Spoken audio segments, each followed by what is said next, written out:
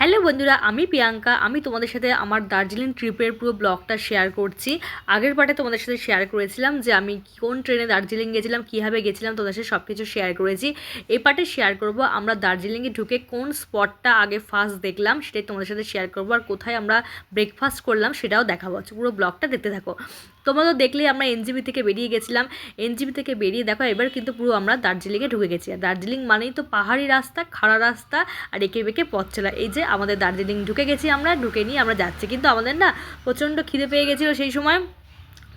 অনেকটা long journey করে এসেছি, তারপরে 3 ঘন্টার জার্নি, অনেকটা খিদে পেয়ে গেছিলো। ড্রাইভার দাদাকে বলেছিলাম একটা ভালো রেস্টুরেন্ট থেকে দাঁড় করাতে। দেখো দাদা দাঁড় করে দিয়েছিলো। এখান থেকে আমরা অর্ডার করেছিলাম পুরি আর ছোলার ডাল, আর তার সাথে একটা সবজি দিয়েছিলো। আর এখানের পুরিগুলো এতটা সুন্দর খেতে, এতটা লাইট ওয়েট, কোনো তেল ছিল না, এত সুন্দর খেতে ছিল। যাই হোক আমরা সবাই মিলে ওখান থেকে ব্রেকফাস্ট করে নিয়েছিলাম। ব্রেকফাস্ট করে নিয়ে আমরা আবার বেরিয়ে পড়েছিলাম। এই যে আমাদের ড্রাইভার দাদাকে দেখে নাও, এই দাদা আমাদের খুব ভালো করে সুন্দর করে ঘুরিয়েছিল, খুব ভালোভাবে ঘুরিয়েছিল। তারপর ওখান থেকে বেরিয়ে আমরা এবার যাচ্ছি হচ্ছে আমাদের স্পটের দিকে। আমাদের স্পটটা দাদা বললো ওদিনকেই দেখিয়ে দেবে, কেননা পরের দিনকে অনেকগুলো স্পট আছে যেগুলো একসাথে আমরা কভার করতে পারবো না। তাই জন্য বললো তোমাদের হোটেলে যেতে যেতেই এই স্পটটা ঘুরিয়ে নিয়ে চলে যাবো। তাই জন্য যাই হোক আমরা বললাম চলো যাই।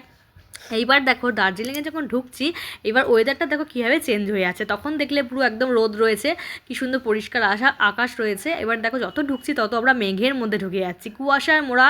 আর এটা এত সুন্দর লাগছে, পুরো মেঘ মনে হচ্ছে গায়ের মধ্যে টাচ করছে।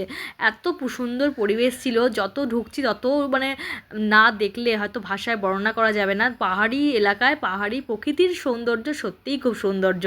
প্রকৃতি এই চেঞ্জ হচ্ছে, ওই চেঞ্জ হচ্ছে। তা এই করতে করতে আমরা যাচ্ছিলাম হচ্ছে স্পটের দিকে।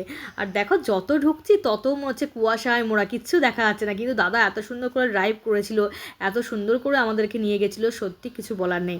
তারপর দেখো আমরা চলে এসেছিলাম আমাদের স্পটে। এই স্পটটার নাম হচ্ছে বাতাসিয়া লোভ। এখানে ঢুকে গেছিলাম। এখানে দাদা বললো তোমরা যাও ওপরে টিকিট কেটে নাও। তা আমরা চলে এসেছিলাম দেখো এখানে টিকিট কাউন্টারে। এখানে 50 টাকা করে টিকিট নিয়েছিল। তা আমরা সবাই মিলে 50 টাকা করে টিকিট কেটে সবাই মিলে ঢুকে পড়ছিলাম। এই যে দেখো ঢুকে এসেছি, আমি, ছেলে, শাশুড়ি মা, আমরা সবাই মিলে ঢুকে গেছি। আর ঢুকতেই দেখো দার্জিলিংয়ের সব থেকে যেটা মেন টয় ট্রেন দেখে নিয়েছিলাম। এত সুন্দর লাগছিলো টয় ট্রেনটা, দারুণ লাগছিলো দার্জিলিংয়ের টয় ট্রেনটা। তোমাদের সাথে আমি রিলসের মাধ্যমে শেয়ার করেছিলাম, এখন দেখো ভিডিওর মাধ্যমেও দেখে নাও। এটা দেখে নিয়ে এবার তোমাদেরকে দেখাচ্ছি এখানে ওয়েদারটা কীভাবে চেঞ্জ হয়। এই দেখছো কুয়াশায় মোড়া, এই আবার রোদ্দুর হয়ে যাচ্ছে। এত সুন্দর লাগছিলো পরিবেশটা যে সত্যি না দেখলে বিশ্বাস করা যায় না। এই যে এখানে দেখো, এখান থেকে আমি মাসিও গেছিলো। এটা হচ্ছে আমার বান্ধবীর মাসি ছিল, বান্ধবীর মাসিও গেছিলো। সবাই মিলে আমরা গেছিলাম। আর এই যে বাড়িটা না একবার রোদ উঠছে একবার এই হচ্ছে। আর এখানেগুলো ছিল চা বাগান, খুব সুন্দর পরিবেশ ছিল। আমরা সবাই মিলে খুব মজা করেছিলাম, খুব আনন্দ করেছিলাম। যেহেতু পরের দিন দেখতে পাবো না, ওই জন্য আজকে বাতাসিয়া লুকটা সেনকে আমাদেরকে দেখিয়ে দিয়েছিল। আর এখানে আমি দেখো কিছু ভিডিও করে নিয়েছিলাম, ফটো তুলে নিয়েছিলাম। তারপরে দেখো তোমাদের সাথে কিন্তু আমি নেক্সট পার্টে শেয়ার করব আমরা দার্জিলিংয়ে কোন হোটেলে ছিলাম, কোথায় গেছিলাম, ওখান থেকে ঘুরতে কি লাঞ্চ করলাম, সব কিছু তোমাদের সাথে আমি শেয়ার করব নেক্সট পার্টে। আর এখানে দেখো আমাদের ইন্ডিয়ান ফ্ল্যাগ রয়েছে। আর এই যে আমরা সবাই মিলে এখানে একটু ভিডিও করে নিয়েছিলাম। মা, এই যে মাসি, এই যে মাসি হয়, এই যে আমার বড় মশাই, এই যে শাশুড়ি মা, আমার ছেলে, সবাই মিলে আমরা ভিডিও করে নিয়েছি।